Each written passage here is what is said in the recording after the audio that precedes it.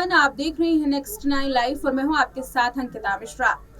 अपनी निधन की झूठी खबर फैलाने वाली पूनम पांडे को लेकर के लगातार कई बड़ी अपडेट्स सामने आ रही हैं। इसी में से एक अपडेट तो ये है कि आखिर पूनम पांडे ने अपनी निधन की प्लानिंग कब की।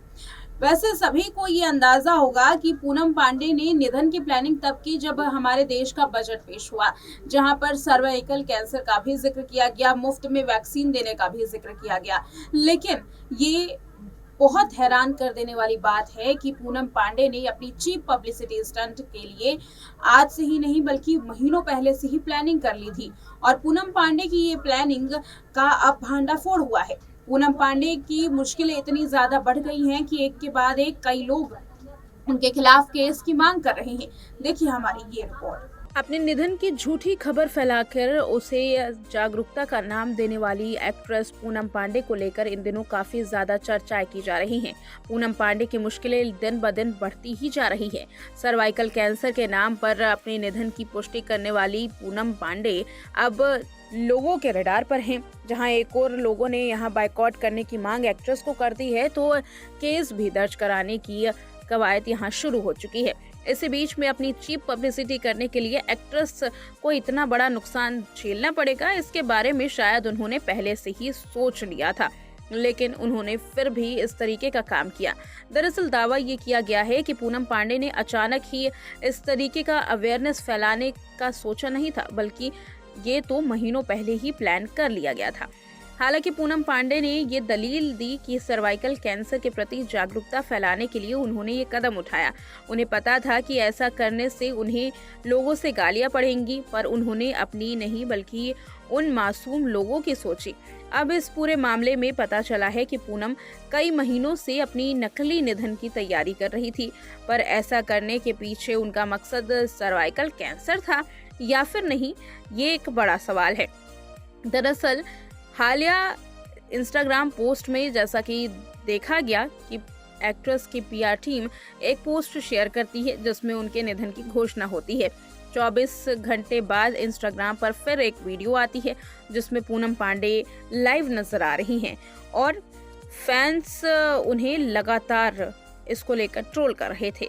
बताते चले कि इंस्टाग्राम पर एक वीडियो शेयर किया गया और कहा गया कि मैं तो जिंदा हूँ। उन्होंने फैंस को अपनी नई वेबसाइट www.poonampandeislive.com के बारे में बताया। पूनम ने दावा किया कि उन्होंने ये website #death to cervical cancer के प्रति जागरूकता फैलाने के लिए लॉन्च की है। इसी वेबसाइट से ये खुलासा हुआ कि पूनम पांडे कितना सच बोल रही हैं। उन्होंने अपने सर्वाइकल कैंसर प्रोग्राम को फाइनेंस मिनिस्टर निर्मला सीतारमण के फाइनेंशियल बजट से जोड़ा। उन्होंने कहा कि निर्मला सीतारमण के सर्वाइकल कैंसर टीकाकरण कार्यक्रम से जोड़ते हुए फ्री सर्वाइकल कैंसर वैक्सीन की बात की, यानी कि एक और फ्री सर्वाइकल कैंसर वैक्सीन की बात हो रही थी, तो वहीं दूसरी ओर पूनम पांडे यहां अपने निधन की पूरी प्लानिंग कर रही थी।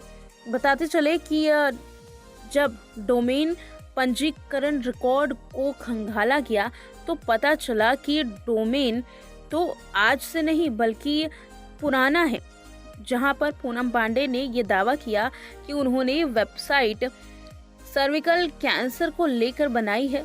सर्विकल कैंसर से जूझ रहे लोगों के लिए वेबसाइट है। तो वहीं जब इस वेबसाइट को खोला गया, जब पता किया गया पंजीकरण से यानी कि रजिस्ट्रेशन रिकॉर्ड से, तो पता चला कि ये वेबसाइट तो 18 जुलाई साल 2023 की है, यानी कि सर्वाइकल कैंसर के लिए वेबसाइट पहले से ही बना ली गई थी। वेबसाइट का पहले से ही बनना ये दिखाता है कि सर्विकल कैंसर को लेकर के उनकी प्लानिंग काफ़ी पहले से ही चल रही थी और फेक डेथ की प्लानिंग उन्होंने महीनों पहले कर दी थी, यानी कि इसका सर्वाइकल कैंसर से कोई लेना देना नहीं था।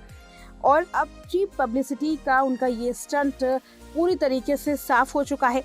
उन्होंने अपनी ही वेबसाइट से ये बता दिया कि आखिर वो किस तरीके से बीमारी के नाम पर अपनी पब्लिसिटी करवा रही थी, और ये पब्लिसिटी केवल उनके लिए ही नहीं बल्कि उनके परिवार और उनकी पीआर टीम के लिए भी भारी पड़ चुकी है। देखा इस रिपोर्ट में कि कैसे पूनम पांडे ने अपने ही झूठ का भांडाफोड़ खुद किया है। वेल, इस रिपोर्ट में इतना ही। देखते रहे नेक्स्ट 9 लाइव।